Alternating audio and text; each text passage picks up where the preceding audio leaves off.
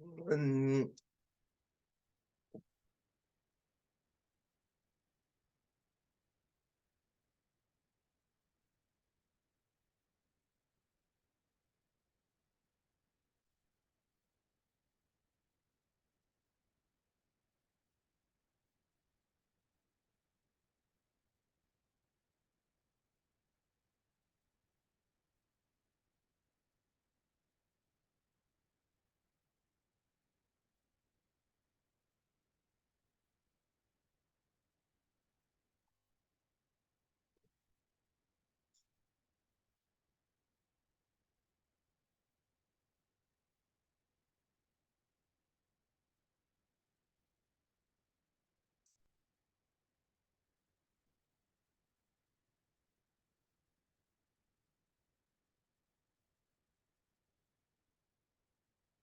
huh.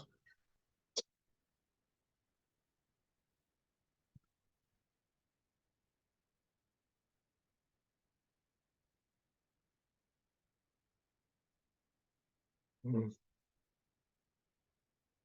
mm,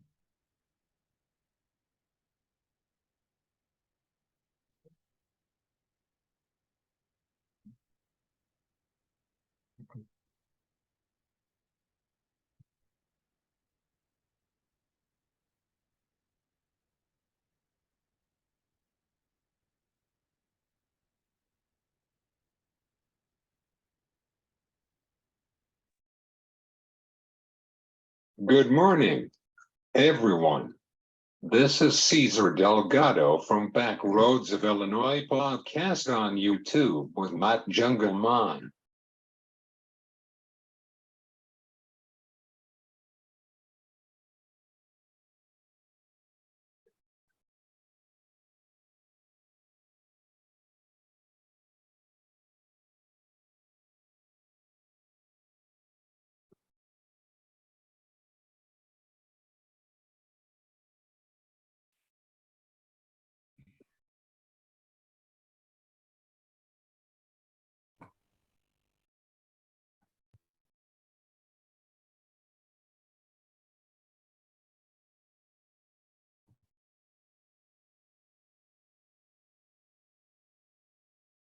Good morning.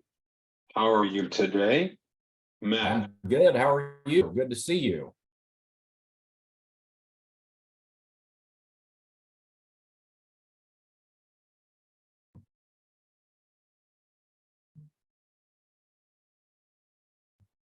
Let's try something here.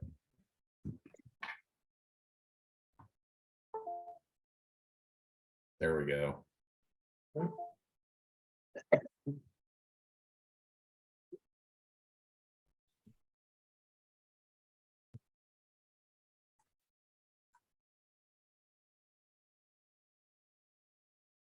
I'm great. I had my dentist surgery procedure on Wednesday.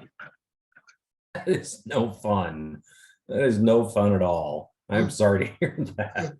mm.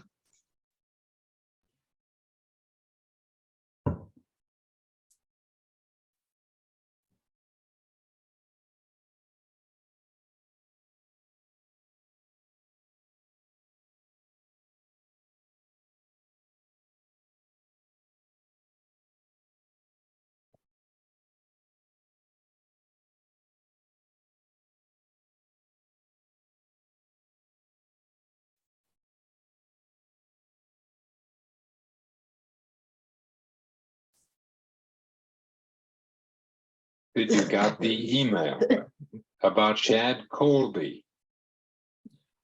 Yes. Well, I'm not sure which email you might be referencing, but I have sent him a couple and I forwarded him that Farm Week, that Farm Week article that had you in it. Have you heard from him?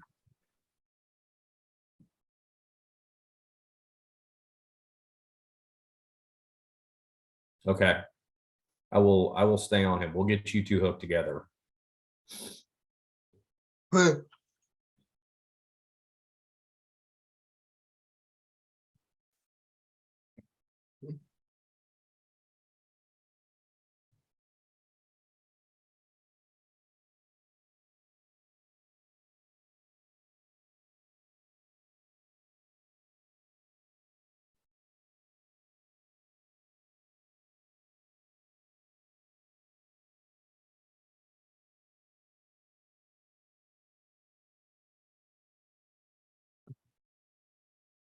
Yeah.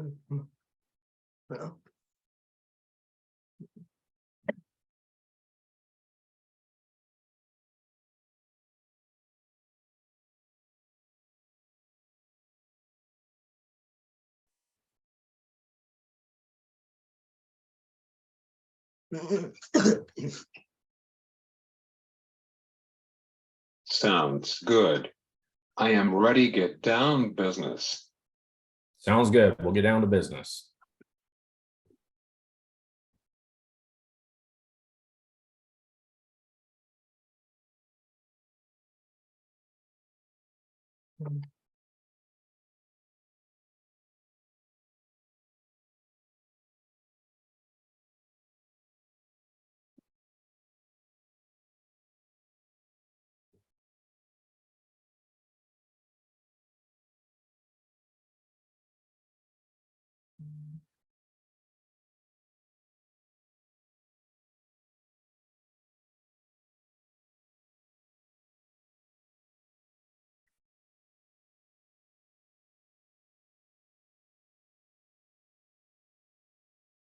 How was the farm progress in Boone, Iowa? The farm progress show this year was tremendous. A lot of it has to do with Mother Nature. Mother Nature kind of gave and took away from us this year.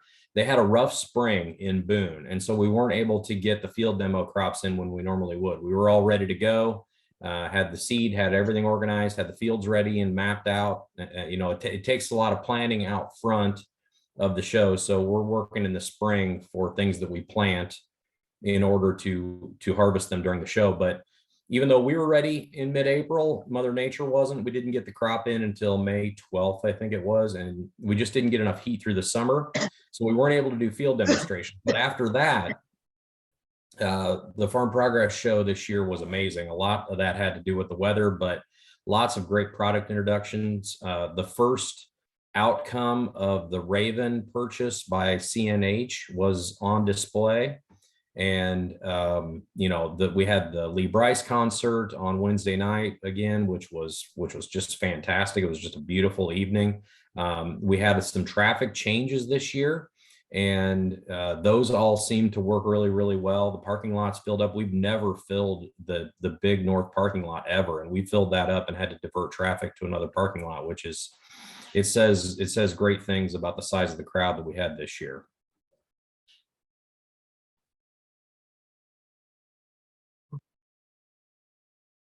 Who is farm to host in Boone?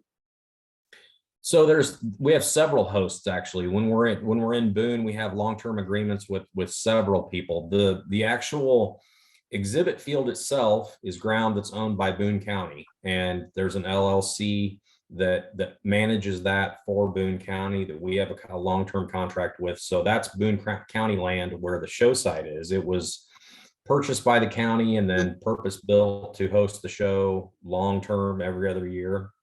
And then the surrounding acres, some of the parking, all the field demonstration acres are all owned by local farmers there. So we work with the Zeal family, the Isaacson family. June Isaacson is a wonderful lady, still lives there on the home farm.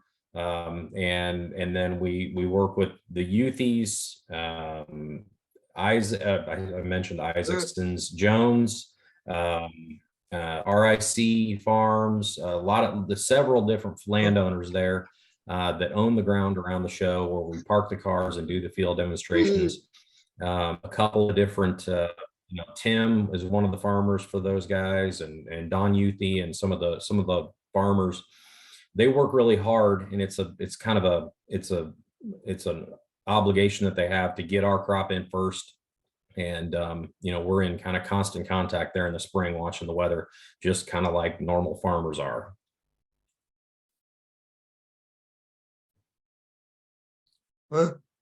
What's next for next year in Decatur? Well, since we've gone to this permanent site strategy of rotating between Boone and Decatur, the job has shifted. I mean, I've been doing this since back in the 90s when we used to just build a show site out in a cornfield, and that was enough of an accomplishment, was to just get a show site built. at a brand new piece of ground and then tear it out at the end of the show. But now that we're at these permanent sites, the new challenge is how to make the 2023 Farm Progress Show in Decatur new and different than the 2021 Farm Progress Show that was in Decatur, Illinois, because we have this fixed site, which is great because the infrastructure is all in and the traffic routes work perfectly and all those kind of things. But now we've got to make the show different and unique. And thank goodness that the exhibitors are always coming with new things. We're already in conversations with exhibitors who are going to launch new products, or they've got a merger coming with this other company, or they want to do this special thing to highlight this particular product. It just keeps it fresh, just with the energy that the exhibitors bring. So then we couple that by supporting it and setting the stage and doing the background work. There's a lot of new stuff coming. The concert has been very successful, so we hope to bring that back. The host farmers there in Decatur, they've done it since 2005, so they've got it pretty well scripted, and we get a lot of support from FS on those field demo crops. So everything is rolling together. We've done a few tests, and honestly, I haven't gotten the results of those tests on a few new things that we might want to try in the field demonstrations for folks. And so we're looking forward to the 23 show.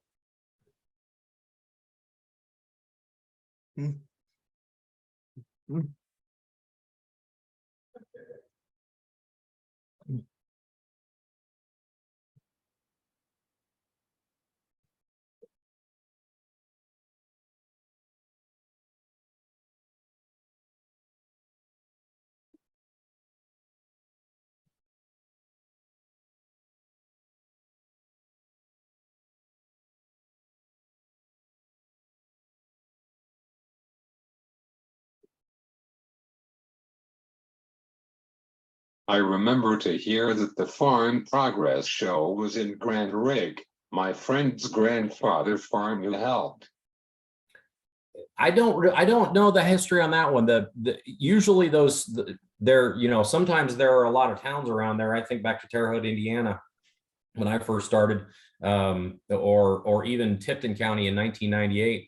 The show was called Tipton, but it was actually the nearest town was Windfall. So I don't particularly remember.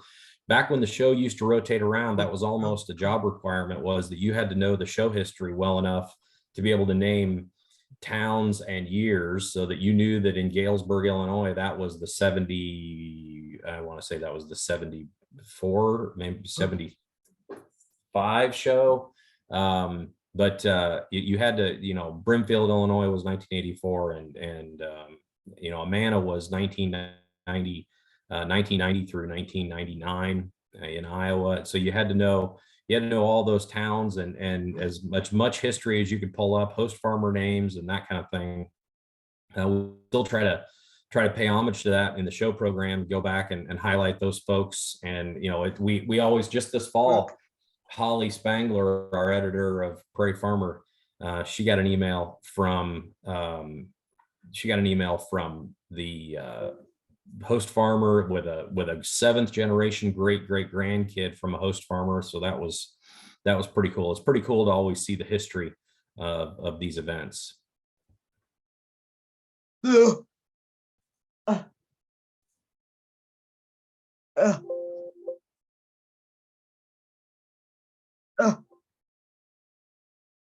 It's like your computer's giving you a fit.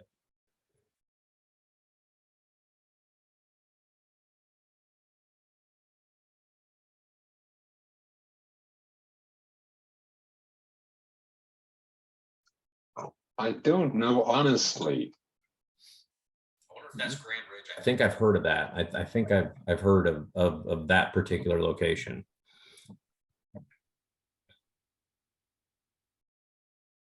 Another thing that made the Boone Show kind of special and unique was the fact that going back to 1959, when our company bought Wallace's Farmer, our Iowa magazine, we never went 4 years without a show in Iowa, and losing the 2022 show because of 2020 show because of COVID made for a 4-year gap from 2018 to 2022. And so that was that I think that probably helped the crowd too, is that we just hadn't had a show in Iowa for 4 years.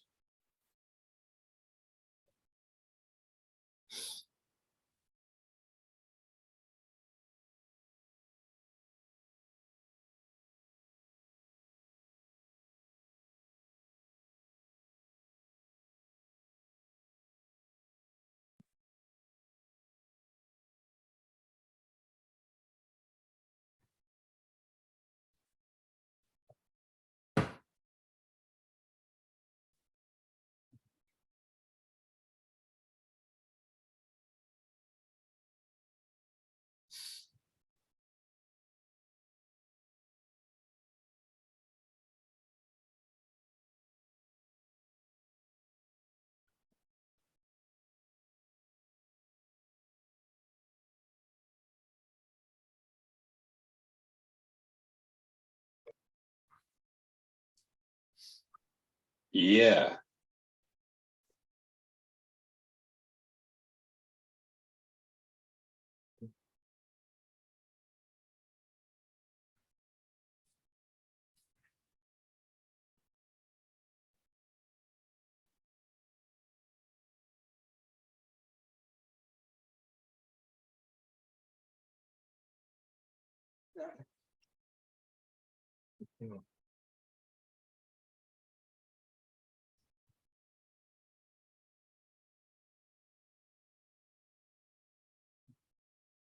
Just tell me about yourself and your career in farm progress.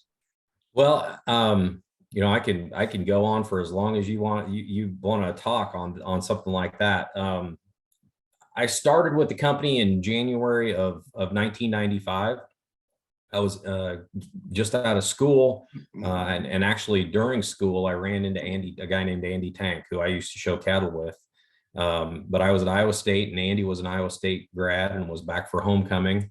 And he mentioned he'd just gotten a job as the manager of the Farm Progress Show, and I thought that sounded pretty cool. And so he was looking for an assistant. And I left Iowa State and packed up and moved to Terre Haute, Indiana, moved into an apartment with Andy Tank, and we put on the show there in Vigo County.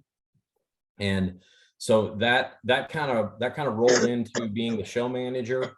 I was finally the manager in 1998 in Tipton County, Indiana, and then I fulfilled my dream, which was to manage a Farm Progress show in my home state of Iowa, in Amana, Iowa, in 1999. I managed that, and then stepped away from Farm Progress for a couple of years and sold Pioneer seed corn around the Iowa City area, and then was kind of drafted back to sell advertising in the magazines by my current boss, Don Torty. Met my wife at the 2000 Farm Progress show. She had gone to work for Farm Progress in the window that I was gone. And so married Crystal, and eventually transitioned from selling advertising from 2001 to 2004. In 2004, I took over my current role, which is national events manager. So all of the live in-person events that Farm Progress does are my responsibility. So that's Farm Progress Show, Husker Harvest Days, the Farm Futures Summit, Farm Futures Boot Camp, and our share. That's my moved in, and every book I make moved. We've moved closer and closer to my wife's family farm, and now we're within about a half mile of it. So I think that's about as close as we can get. So we live and farm and raising our family here in Western Illinois, south of the Quad Cities. I'm between our Farm Progress, Iowa. It's been a great ride. It's really super intense for the year, and then this time of year I'll keep up with the cattle time, and as we get crop in, we're just a couple days from being done, and so got a little rain out here, which timed up nicely to record this with you, and so I'll be headed back out to get to work on finishing up here in a couple hours. That's a good deal.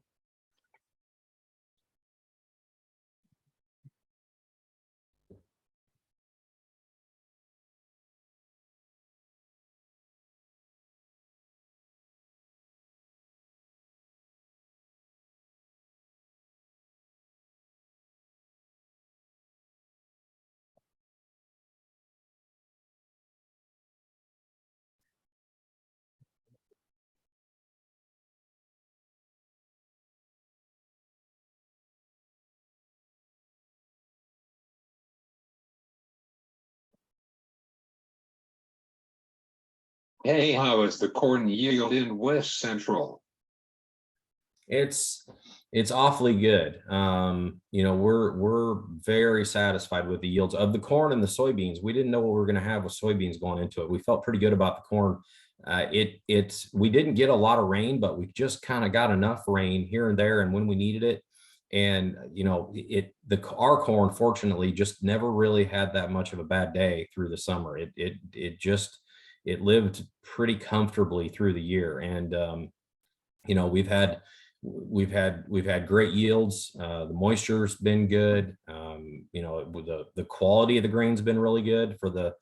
Um, I kind of think I want to start a grain cart operator support group, because the grain cart operators are in trouble no matter what they're doing.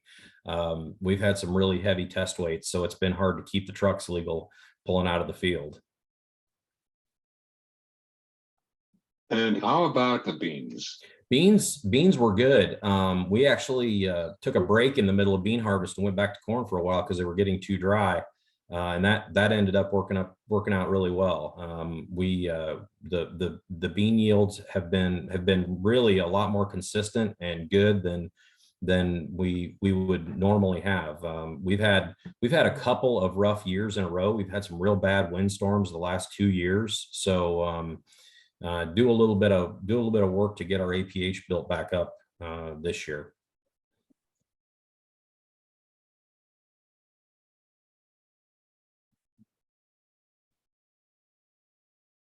Cool.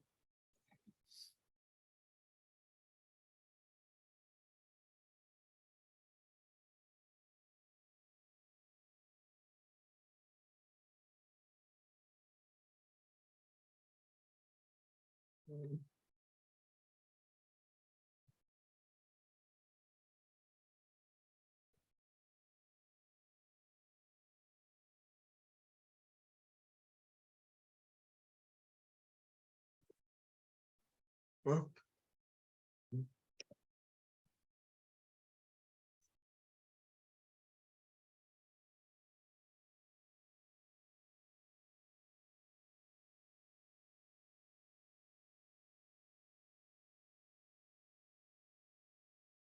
Just tell me about Iowa becoming a big city.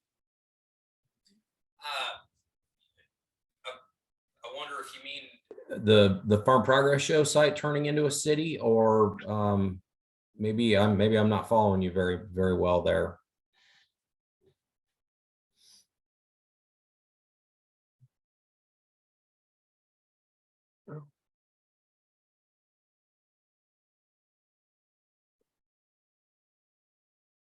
mm,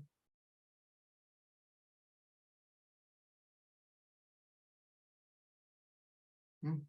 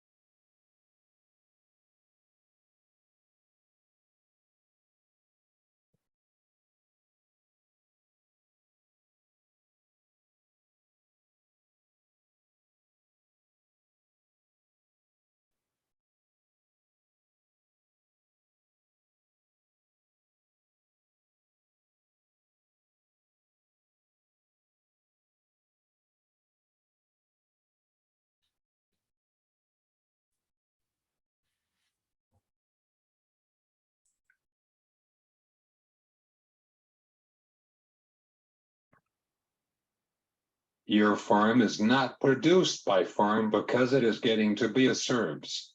Getting to be a suburb, yes.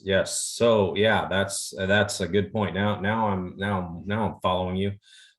So yeah, when I went off to college, there wasn't any plans for me to come back to a home farm, because it was fairly apparent that our farm was going to be kind of gobbled up by expansion of West Des Moines. That DeSoto, where that farm was going to be grown up in houses. And you see that where you are. We talked about that before, but it with our farm, it's kind of a cow farm. It's real pretty and rolling and nice pond and that kind of thing. But you think of the farm ground that's being gobbled up by Chicago. That is some of the best beautiful black dirt on the planet, and it is growing up in houses, and it's kind of a shame. I mean, it's the natural evolution of things, I guess, but it's disappointing to see that black dirt doing nothing but growing houses and yards. But when it is, this year it'd be 260 bushel corn growing out there.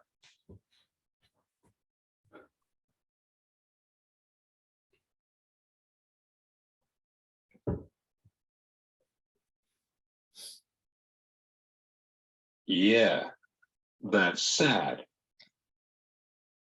I would agree. I would agree.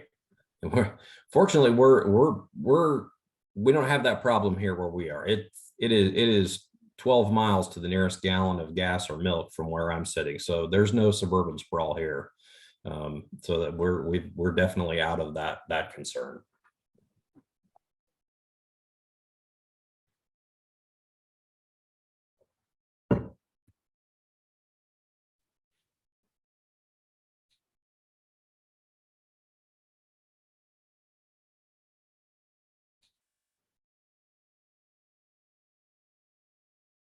No. Like in South Dakota. Yep, that's exactly right. Like in South Dakota, like in northern Wisconsin, northern Michigan, northern Minnesota.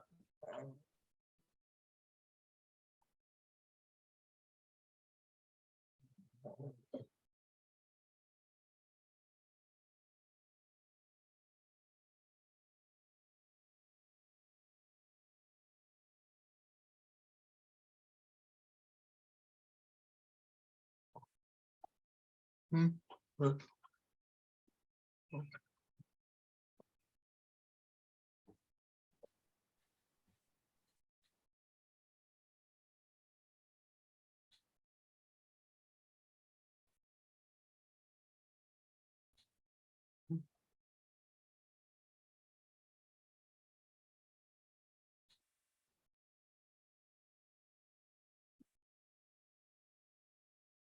Thanks for coming. Hey, you can post your podcast interview on your social media. I will do that. I appreciate you having me on, Caesar, and I hope I get to see you August 29th, 30th, or 31st in Decatur, Illinois this coming year. I'd look forward to having you at the event and getting to meet you in person.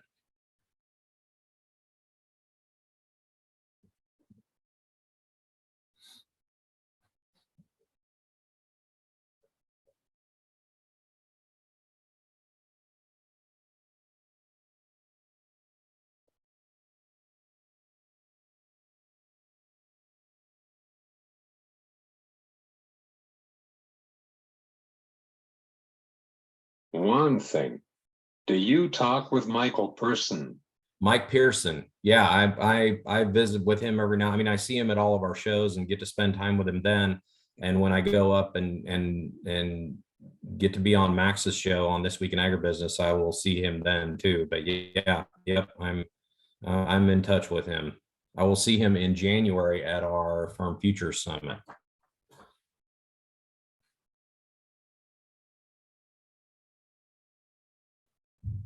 Sounds good.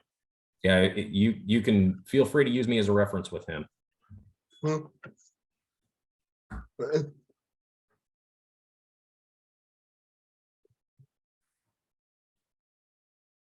well, mm,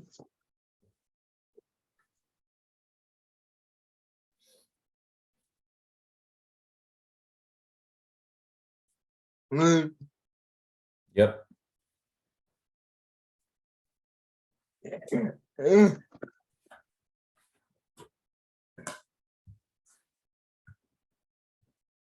Yep. Making myself a note on that.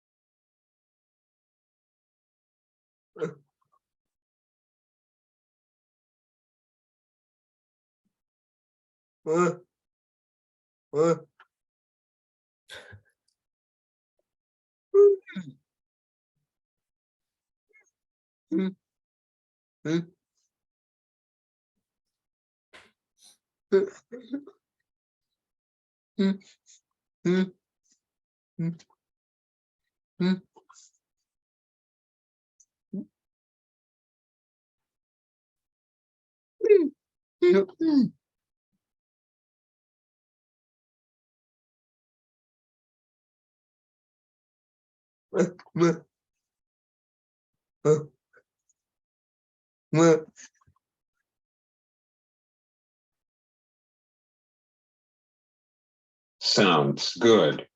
All right, talk to you later. Have a fantastic weekend. Go Illinois. I like to watch Iowa State. Yep. Okay. ILL, go Illinois. That my wife's a graduate from there, so we got to cheer for them and then cheer for Iowa State this weekend too. You have a good weekend and good luck recovering from your dental stuff.